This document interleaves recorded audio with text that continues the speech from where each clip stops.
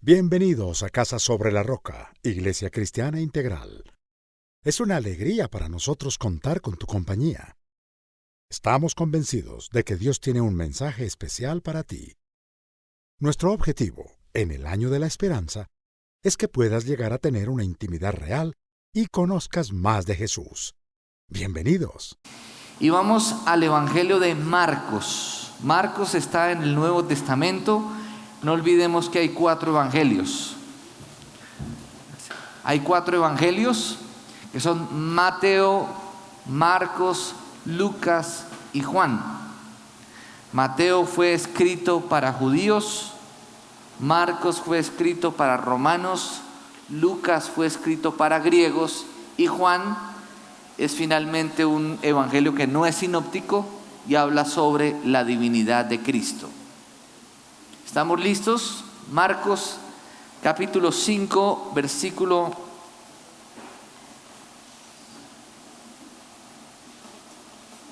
'Vamos desde el versículo 25 y lo vamos a leer todos juntos.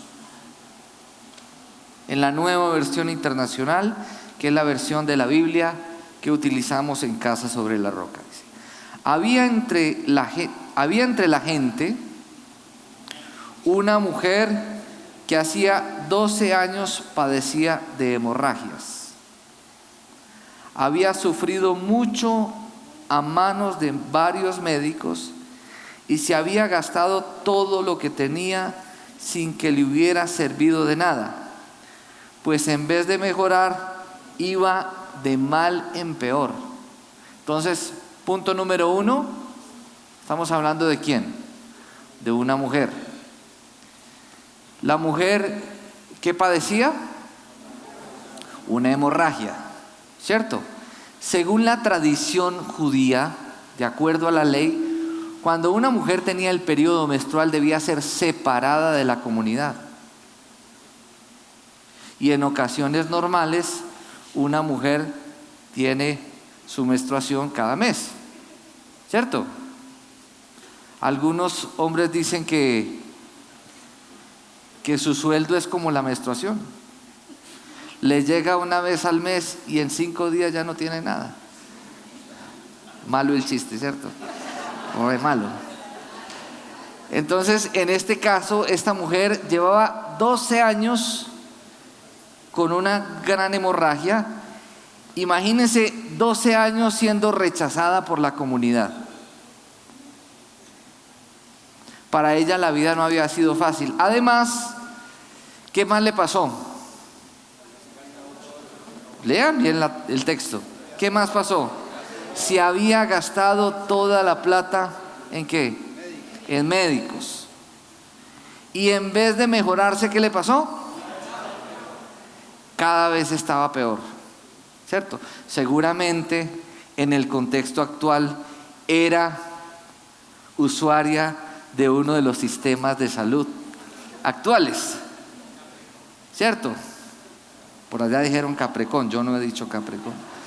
Bueno, sigamos a ver, dice, versículo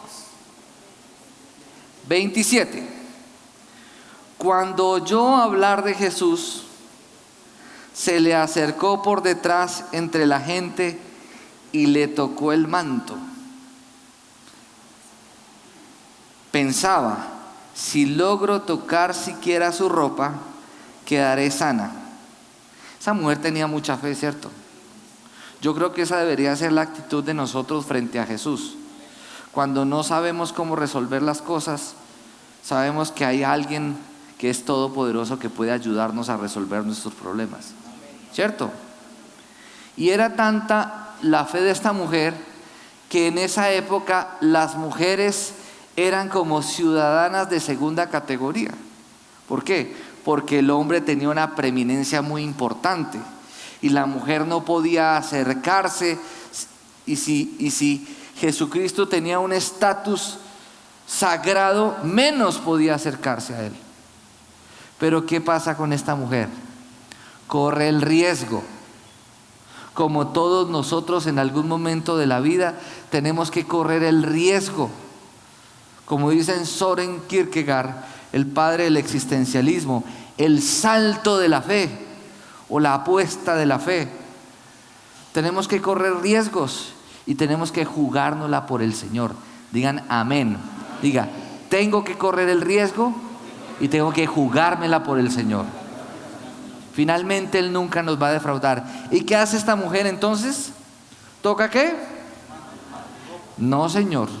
No dice ahí el texto eso. ¿Qué dice el texto? ¿Qué dice? Toca el borde de su manto. No dice toca el manto, toca el borde de su manto. Y es muy importante para una correcta interpretación de las Sagradas Escrituras leer el texto tal cual como está escrito. Toca el borde de su manto, un pedacito. Toca el manto, perdón. Dice, y le tocó el manto. Pensaba, si logro tocar siquiera su ropa, quedaré sana. Al instante cesó su hemorragia y se dio cuenta de que su cuerpo había quedado libre de esa aflicción. Al momento también Jesús se dio cuenta de que de él había salido poder, así que se volvió a la gente y preguntó, ¿quién ha tocado la ropa? ¿Y qué le dicen los discípulos después? Ay, Señor, en medio de tanta gente, y usted pregunta, ¿quién lo ha tocado?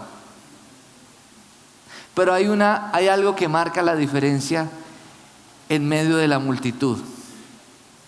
Que alguien tocó a Jesús de manera diferente.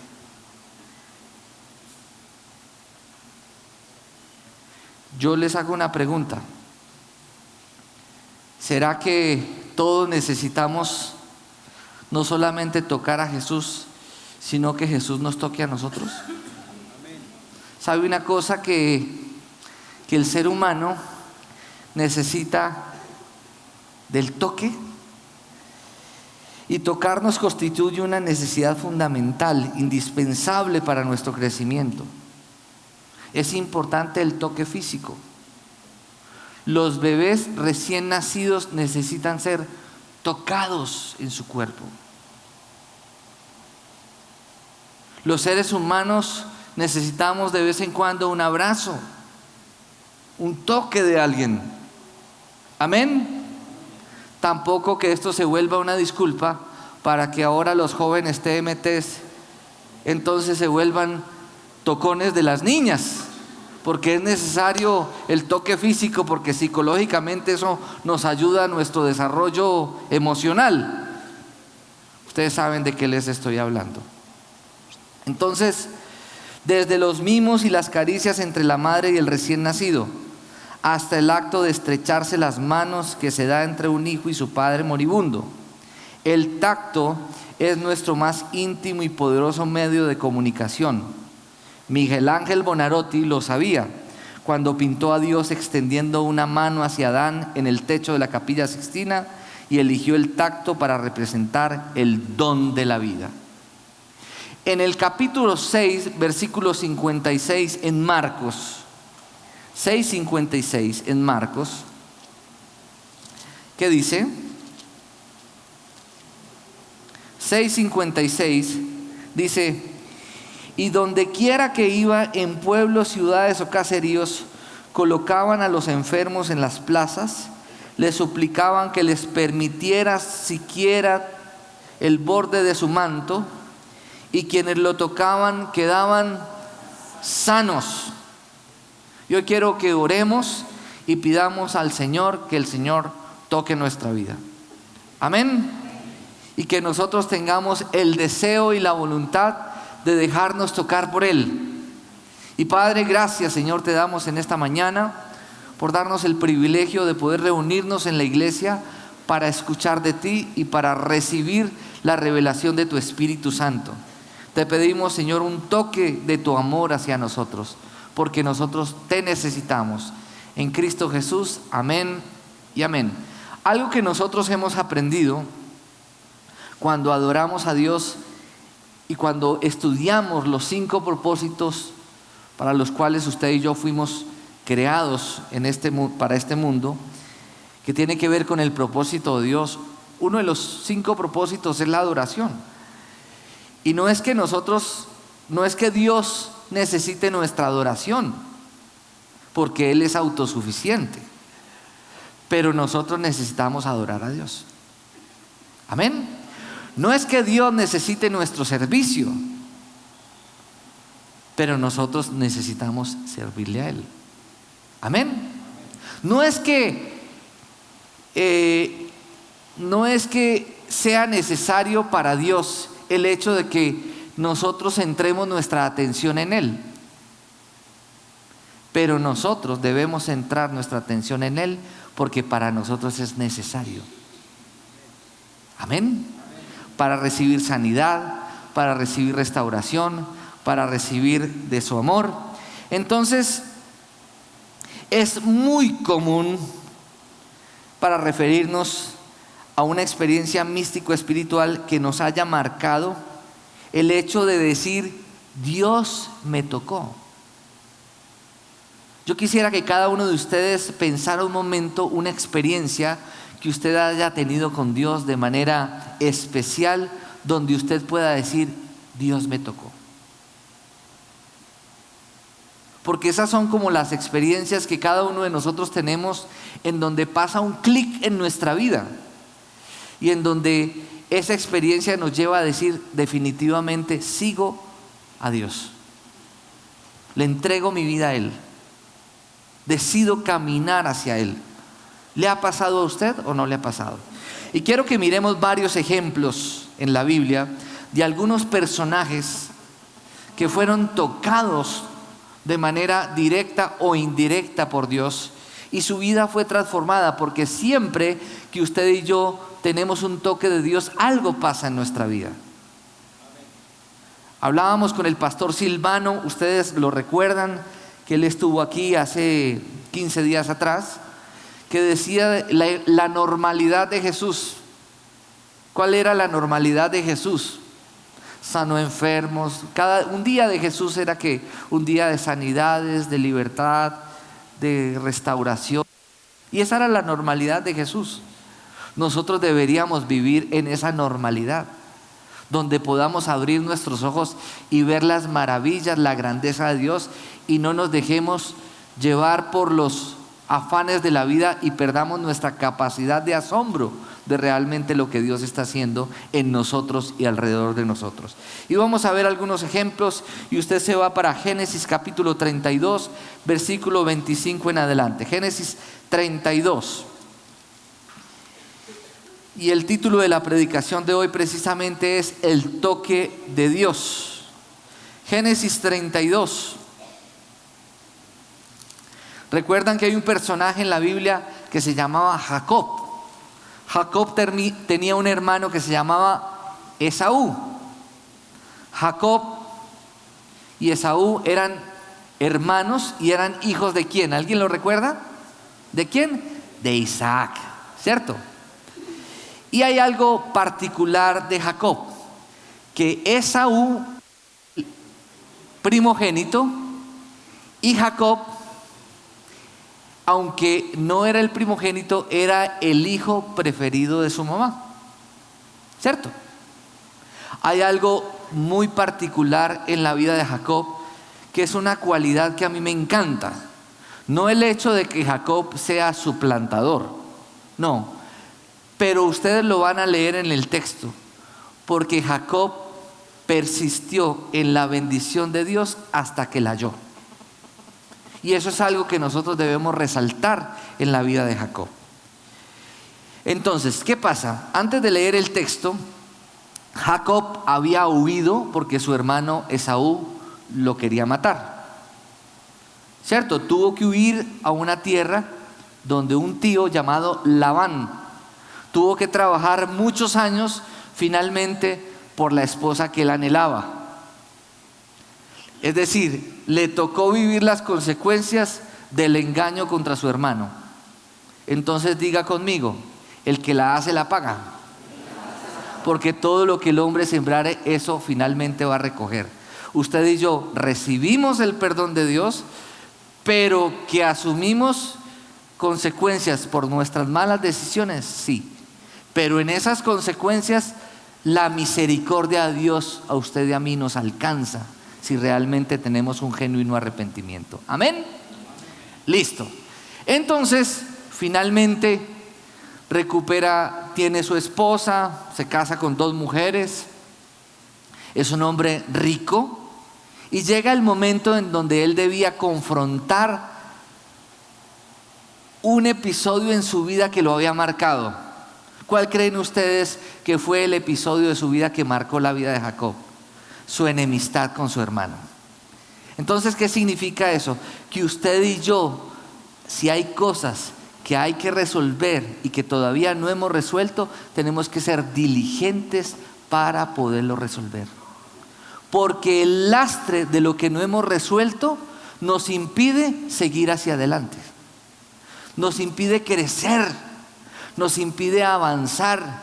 Y Jacob tenía claro que él necesitaba avanzar, porque a través de él se iba a formar una nación, el pueblo a través del cual iba a venir Jesús para salvar a la humanidad. Y él tenía que resolver cosas. Y entonces, ¿qué hace Jacob? Jacob hizo lo que todos nosotros en algún momento de nuestra vida tenemos que hacer cuando tenemos que tomar una decisión. Y es, ¿qué hizo? Se fue solo, se apartó de su familia, programó el hecho de tenerse que reunir con su hermano para restaurar su relación. Pero antes de hacer lo que hizo, se apartó y buscó el rostro del Señor. Y eso es lo que usted y yo tenemos que hacer. Hay momentos de la vida donde no son frecuentes, pero hay momentos de la vida donde nosotros tenemos que sacar un tiempo para apartarnos y poder buscar el rostro de Dios y saber qué es lo que Dios quiere que nosotros hagamos. Porque Dios habla en el silbido apacible. Dios no habla en medio del afán. Dios no habla en medio de la ansiedad. Dios no habla inclusive cuando nos centramos en las circunstancias, porque en las circunstancias para nosotros todo es oscuro. Dios nos habla en medio de la quietud y el reposo, en el silbido apacible. Entonces, ¿qué pasa? Vamos a mirar Génesis 32, versículo 25 al 28. Vamos desde el versículo 24. Dice el título de ese segmento, dice: Jacob lucha con un ángel. Dice: quedándose solo, entonces un hombre luchó con él hasta el amanecer. Cuando ese hombre se dio cuenta de que no podía vencer a Jacob, lo tocó en la coyuntura de la cadera y ésta se le dislocó mientras luchaban. Entonces el hombre le dijo: suéltame, que ya está por amanecer. No te soltaré hasta que me bendigas, respondió Jacob. Versículo 27. ¿Cómo te llamas?, le preguntó el hombre. Me llamo Jacob, respondió.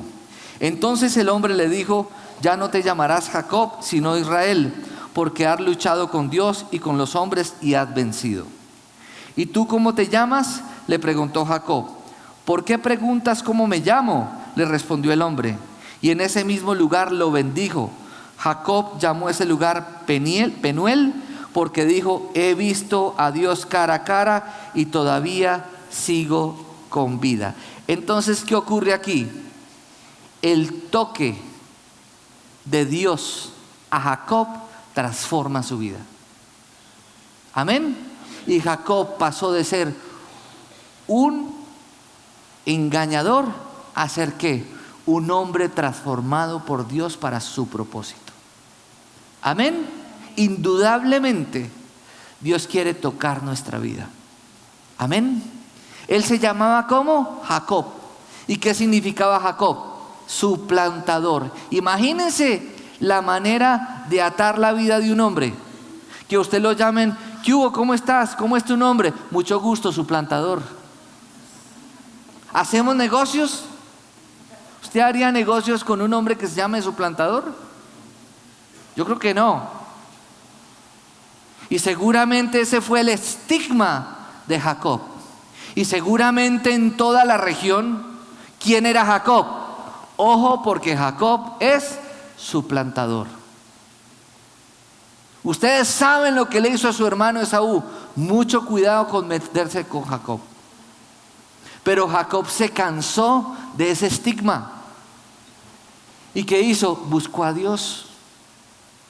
Porque cuando usted y yo en algún momento hemos sido estigmatizados por el pasado, quiero recordarles una promesa que está en 2 Corintios 5:17. De modo que si alguno está en Cristo, nueva criatura es. Lo viejo ha pasado, lo viejo ha pasado, ha llegado ya lo nuevo. Dios cambia a Jacob de ser un suplantador a ser un hombre que pelea con Dios, que busca la bendición de Dios a toda costa. Segundo, el toque de Elías. Y vámonos por favor para Primera de Reyes capítulo 19. Elías había enfrentado los 900 profetas de Baal. En esa época Israel estaba siendo gobernada por el rey Acab y una mujer que se llamaba Jezabel, que era su esposa. Jezabel era bruja en todo sentido. Adoraba dioses falsos. Era una mujer que llevó al pueblo de Israel a adorar a Satanás. Sacrificaba niños para rendir culto al diablo. Hacía pactos de sangre. Y si a usted le gusta estudiar la Biblia, dice de Jezabel que fue la mujer más mala de la Biblia. Y si usted quiere mirar las características de un espíritu de control, estudie la vida de Jezabel.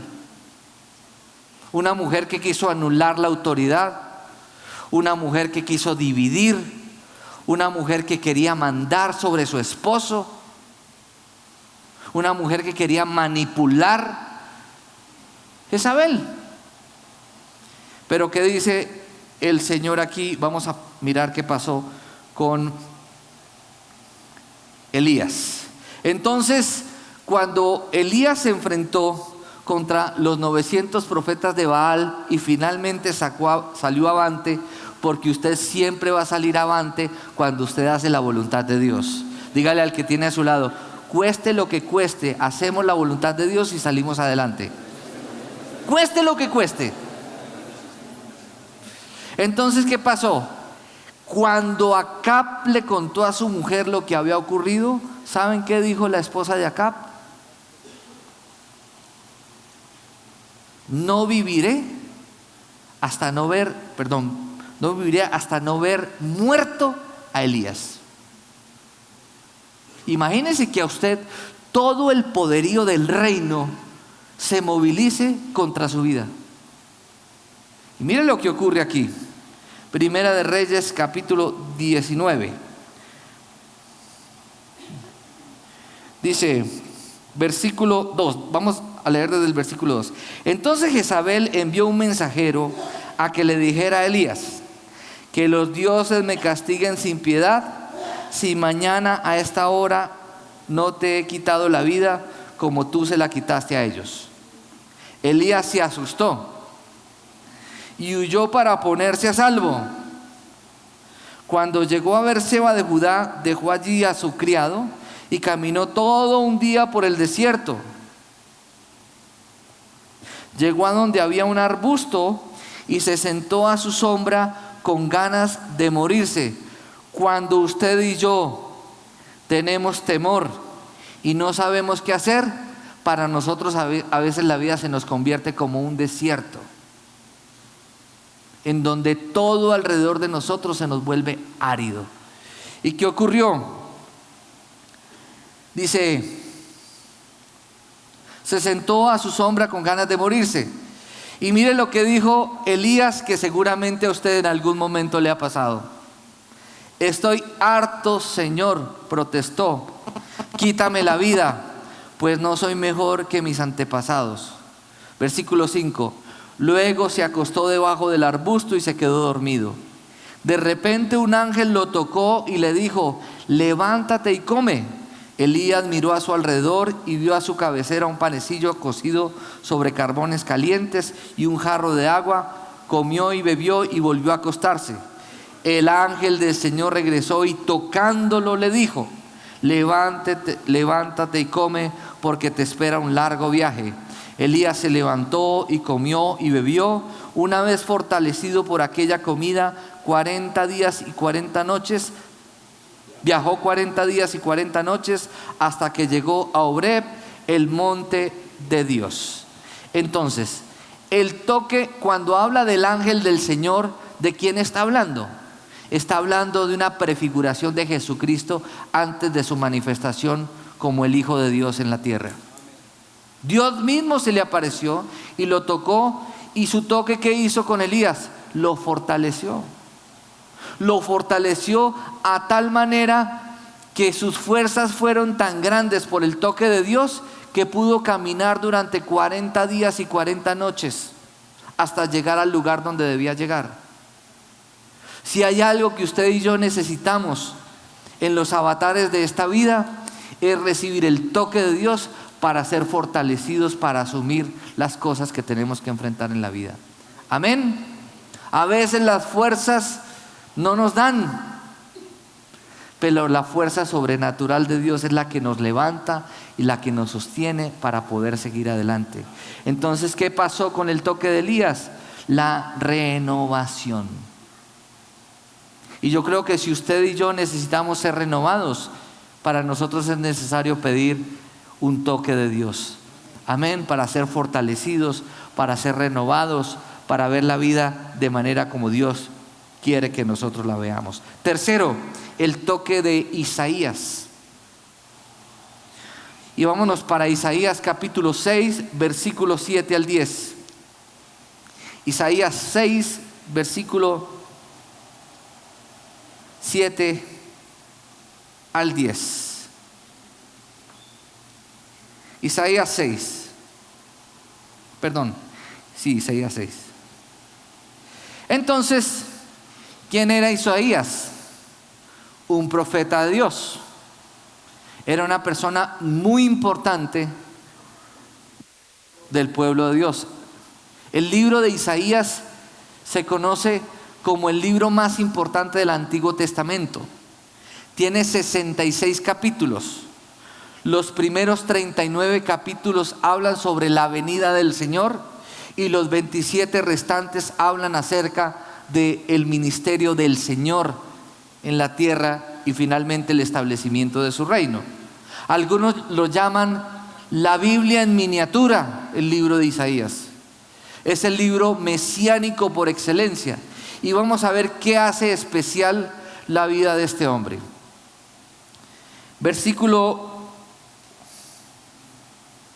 Vamos a mirar desde el versículo 2, desde el versículo 1. El año de la muerte del rey Usías, vi al Señor excelso y sublime sentado en un trono.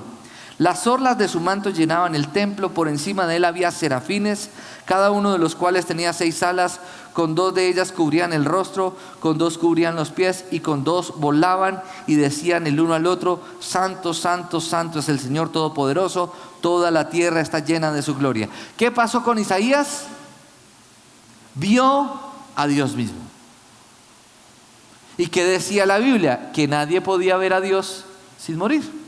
¿Por qué? Porque si un ser humano estaba en pecado, si se presentaba ante la presencia de Dios, se moría.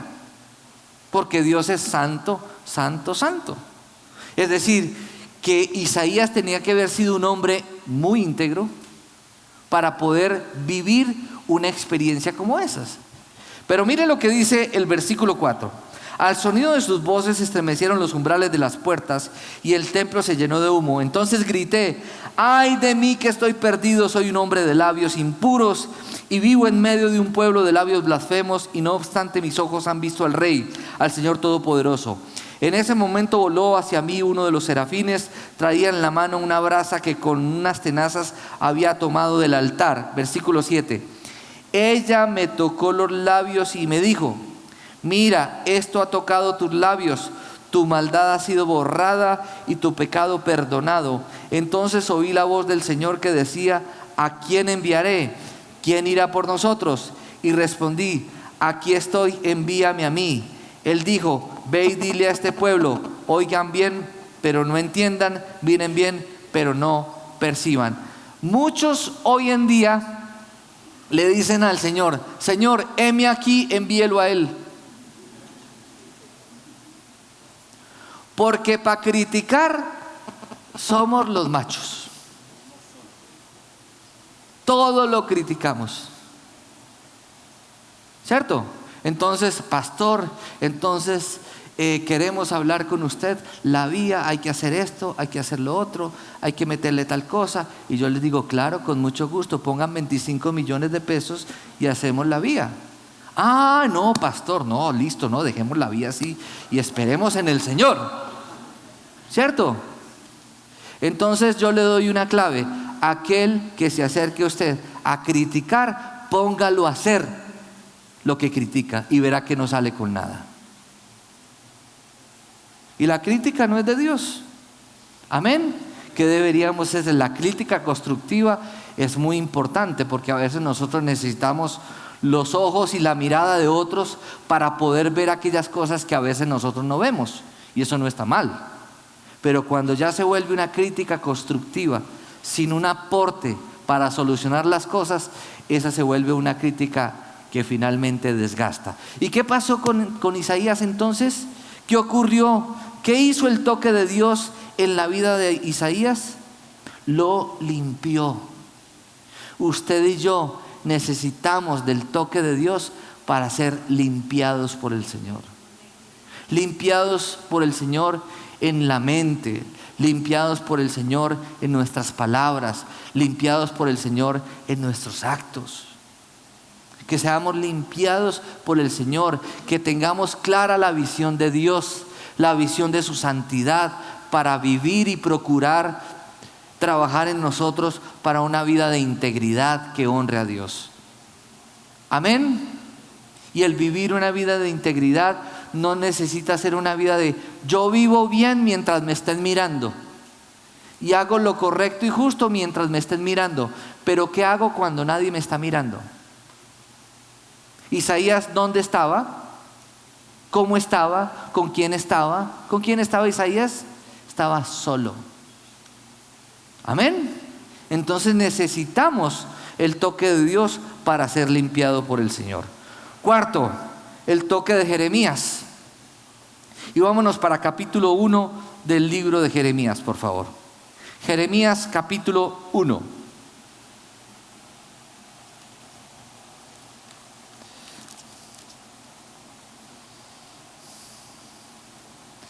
Jeremías capítulo 1.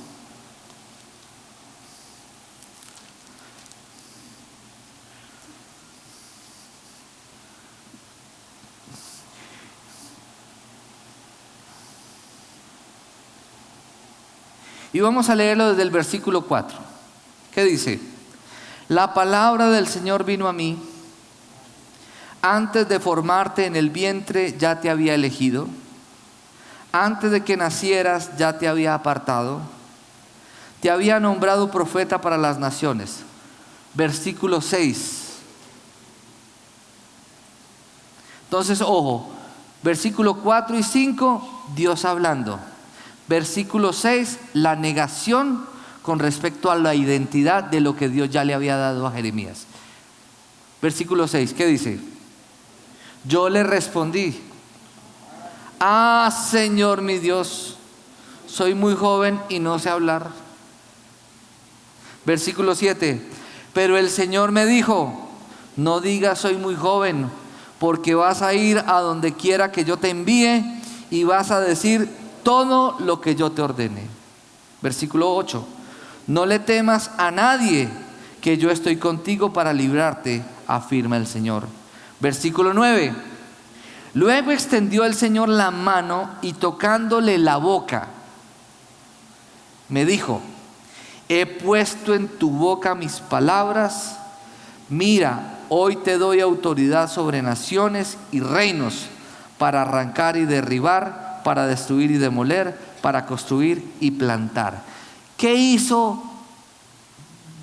¿Qué ocurrió en la vida de Jeremías cuando Dios lo tocó? ¿Qué hizo Dios? Le restituyó, le afirmó su ministerio. Todos en esta tierra tenemos un ministerio, bien sea tiempo completo en la obra del Señor, bien sea a través de tu profesión ejerciendo un ministerio de manera secular. Pero todos en esta vida tenemos un ministerio. Y usted no tiene que ser pastor para ejercer un ministerio. Usted no tiene que ser evangelista para ejercer un ministerio. Usted no tiene que ser un profeta para ejercer un ministerio. Si Dios le ha dado ese ministerio, ¡qué bendición! Y seguramente en su debido momento usted va a poder ejercer ese ministerio. Pero todos tenemos un ministerio en el lugar donde Dios nos ha puesto. Amén. De hecho, usted y yo en este mundo somos misioneros. Vinimos a cumplir una misión de Dios. Y Dios, ¿qué hizo? Tocó la vida de Jeremías y lo afirmó en su llamado. Lo afirmó en su ministerio. Si usted en su vida, usted dice, no, pero ¿será que Dios me puede usar a mí? ¿Será que Dios, después de todo lo que he hecho, será que Dios me puede restituir en lo que yo hacía antes?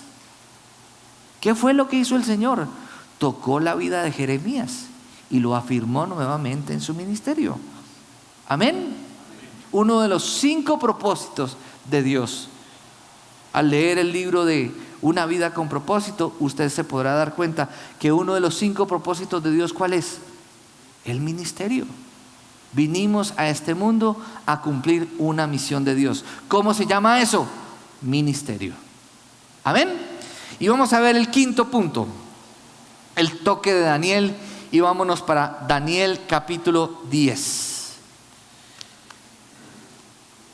Y espero usted se identifique, bien sea o con los 4 que llevamos o con alguno de los puntos que hemos visto hasta hoy.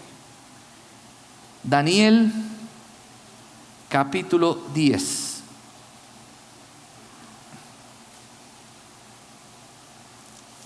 Daniel capítulo 10.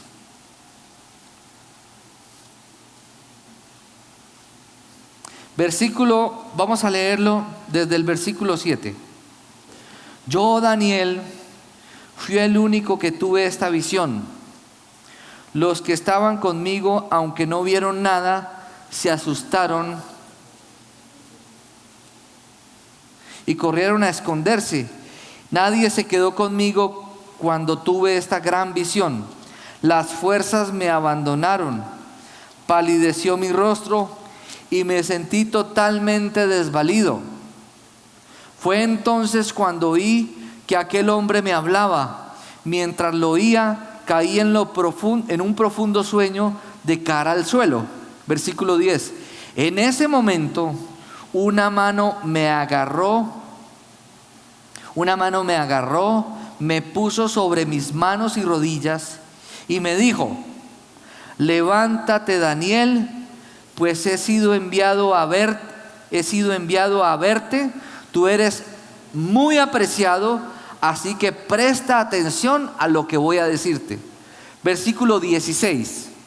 Entonces alguien con aspecto humano me tocó los labios y yo los abrí y comencé a hablar.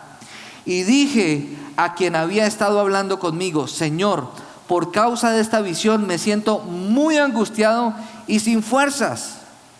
¿Cómo es posible que yo, que soy tu siervo, hable contigo? Las fuerzas me han abandonado y apenas puedo respirar. Versículo 18. Una vez más, el de aspecto humano me tocó y me infundió fuerzas, al tiempo que me decía: la paz sea contigo, hombre altamente estimado. Cobra ánimo, no tengas miedo. Mientras él me hablaba, yo fui recobrando el ánimo y le dije: ya que me has reanimado, háblame, Señor. El toque de Daniel fue ¿para qué?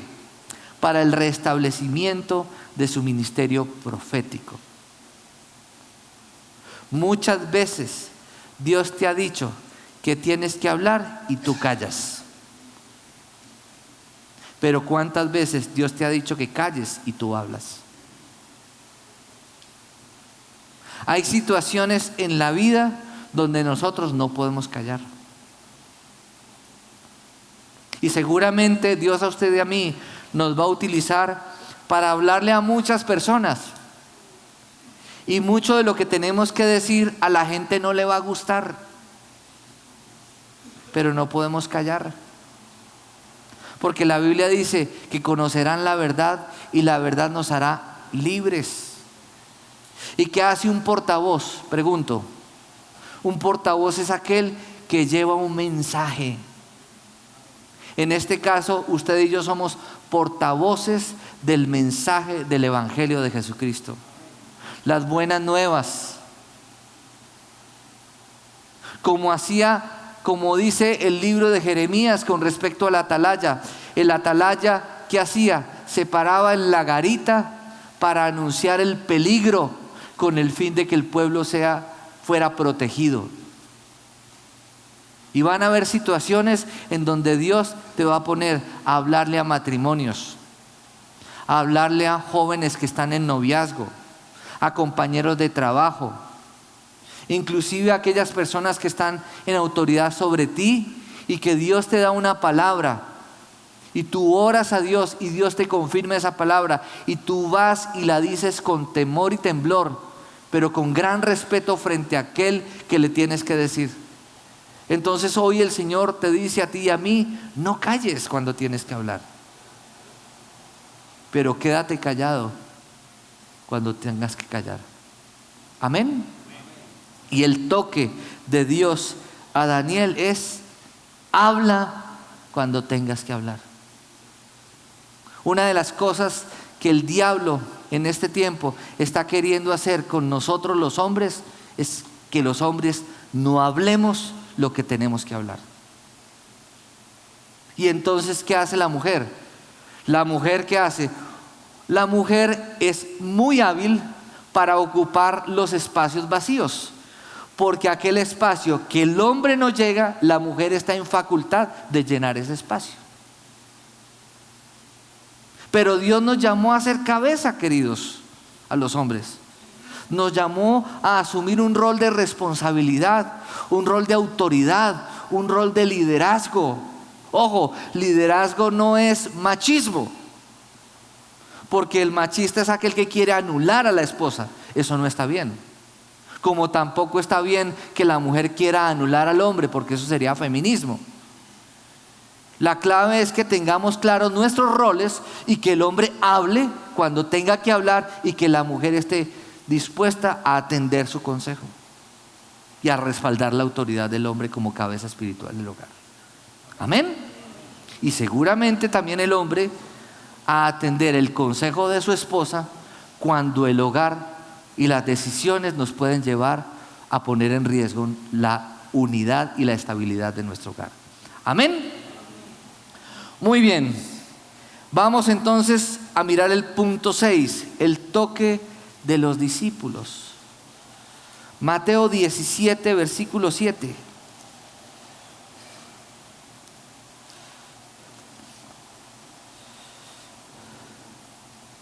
Mateo 17, versículo 7.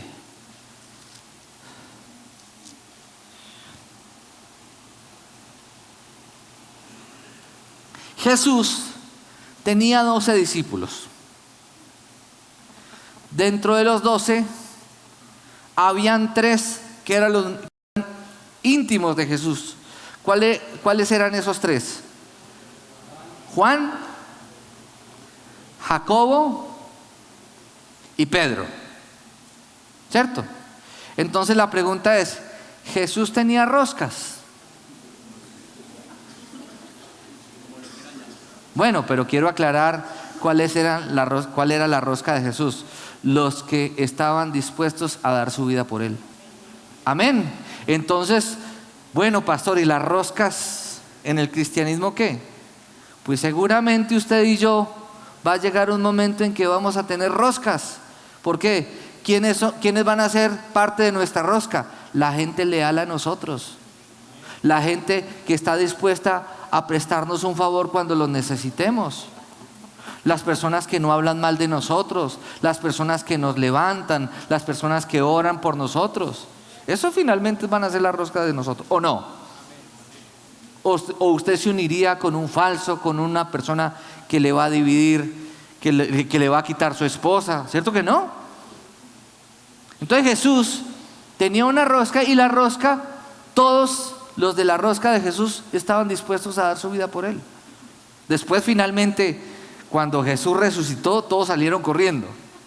Pero después de la resurrección, que tuvieron un encuentro nuevamente con él, finalmente todos en la historia de la iglesia cristiana vemos que todos dieron su vida por Jesús. Entonces Jesús va con sus íntimos, que son Pedro, Jacobo y Juan, y se los lleva a una montaña. Y ese evento se conoce como el evento de la transfiguración. ¿Y qué pasa en la transfiguración? Dios mismo, la segunda persona de la Trinidad, en Jesús mismo, la segunda persona de la Trinidad, los lleva a un monte y les permite ver a ellos su gloria. Hasta ahí Jesús había actuado como una persona. Se ejercía en él las dos naturalezas, una naturaleza divina pero una naturaleza humana. Pero hasta ahí nadie había visto realmente la gloria de Dios en Jesús. Y él se lleva a sus discípulos, y mire lo que ocurre en el versículo 5. Mientras estaban aún hablando, apareció una nube luminosa que los envolvió, de la cual salió una voz que dijo: este es mi Hijo amado, estoy muy complacido con él, escúchenlo. Al oír esto, los discípulos se postraron sobre sus rostros aterrorizados. Pero Jesús se acercó a ellos, ¿y qué hizo? Los tocó. ¿Y qué les dijo? Levántense, les dijo, no tengan miedo. Nosotros todos somos discípulos del Señor. Amén. Y Dios nos permite tener un encuentro con su gloria para ser tocados, y que el temor y la angustia, y en algunos casos la depresión, nos mantenga postrados e imposibilitados para lograr las cosas. Pero necesitamos del toque de Dios para podernos levantar y dejar a un lado los temores. Amén, iglesia. Y vamos a mirar por último Marcos 1:41. Y con esto terminamos. Y la pregunta es: ¿qué necesito yo para ser tocado por Jesús? ¿Qué necesito yo? Anhelar ser tocado por Él. No necesito más. Y vamos a mirar qué dice entonces Marcos 1:41.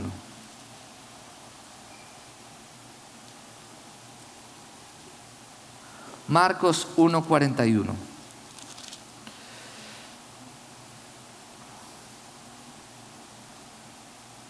Un hombre que tenía lepra, desde el versículo 40, se le acercó y de rodillas le suplicó: si quieres, puedes limpiarme. Movido a compasión, Jesús extendió la mano y tocó al hombre, diciéndole: sí quiero, queda limpio. Al instante se le quitó la lepra y quedó sano. Jesús lo despidió enseguida con una fuerte advertencia. Entonces, ¿qué tal si cada uno de los que estamos aquí oramos? Porque leímos que cuando Jesús tocaba a la gente se sanaba, ¿cierto? ¿Qué más leímos? Leímos que al tocar el manto de Jesús, la gente era restaurada. ¿Y qué significa el manto de Jesús? Su unción. Nosotros tenemos la unción de Dios por medio del Espíritu Santo. Les pido el favor si me pueden apagar las luces. Y quiero invitarlos por favor a que inclinen su rostro y le digan al Señor que Dios toque sus vidas, que Dios visite sus hogares, que Dios visite sus finanzas, que Dios visite su trabajo, que Dios visite, que Dios toque su corazón, porque tal vez sus sentimientos no han estado en orden. Que Dios visite su futuro, porque finalmente Él es el mismo ayer, hoy y por los siglos de los siglos. Que Él visite su pasado para que usted pueda recibir sanidad interior de aquellas heridas y aquellas cosas que aún usted no tiene resueltas, y que finalmente, como pasó con Jacob, usted pueda ser tocado, pero que usted, como Jacob, usted pueda anhelar la bendición del Señor. Y que usted pueda decirle: Señor, no te soltaré hasta que no me bendigas. Amado Dios y Padre, venimos hoy delante de tu presencia. Te adoramos, Señor, porque tú eres fiel, porque tú eres majestuoso, porque tú eres hermoso. Hoy anhelamos el toque de tu presencia, Dios. Señor, permítenos ver con claridad. Señor, que tu toque nos ayude a ser levantados, Señor, levantados, a ser fortalecidos, Dios, a ser restituidos, a ser afirmados, Señor, en nuestro llamado, Dios. Que tu toque nos lleve, Señor, a ser sanados, Dios. Te lo pedimos, Señor, en el nombre de Jesús. En el nombre de Jesús. Gracias por tu fidelidad, Señor. Gracias por tu amor. Gracias por tu compasión, Señor. Gracias por tu misericordia, Dios mío. Te amamos, Señor. Y usted allí donde está, levante su voz y clame a viva voz para que Dios toque su vida, para que Dios toque la vida de sus hijos, para que Dios toque la vida de aquellos seres queridos que usted tanto ama y están pasando por una situación difícil. Dile: Señor, tócalos, tócalos, tócalos. Solamente tú puedes hacerlo, Dios. Quita todo velo del entendimiento que impida que aquellos que yo amo no puedan ver con claridad, Señor Dios. Yo te lo pido en el nombre de Jesús, Señor. Tú eres grande y poderoso. Te amamos, Dios. Te amamos, te bendecimos, te adoramos, Señor. Te damos la gloria, te damos el honor, te damos la adoración, Señor. Bendito y alabado sea, Señor. Amén y amén. Sabemos que Dios habló a tu corazón con una palabra especial. Repite en voz alta después de mí esta sencilla oración. Amado Jesús, te doy gracias. Reconozco que soy pecador, pero también reconozco que tú, Jesús, eres Dios, que te hiciste hombre, moriste y resucitaste. Te abro la puerta de mi corazón. Haz de mí la persona que tú quieres que yo sea. Te recibo ahora mismo como mi Señor y mi Salvador. En Cristo Jesús. Amén.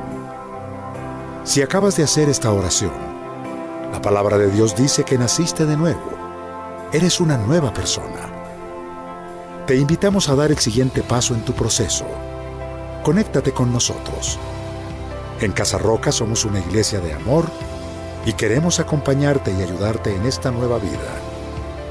Ingresa a www.casarroca.org. Seguimos en contacto.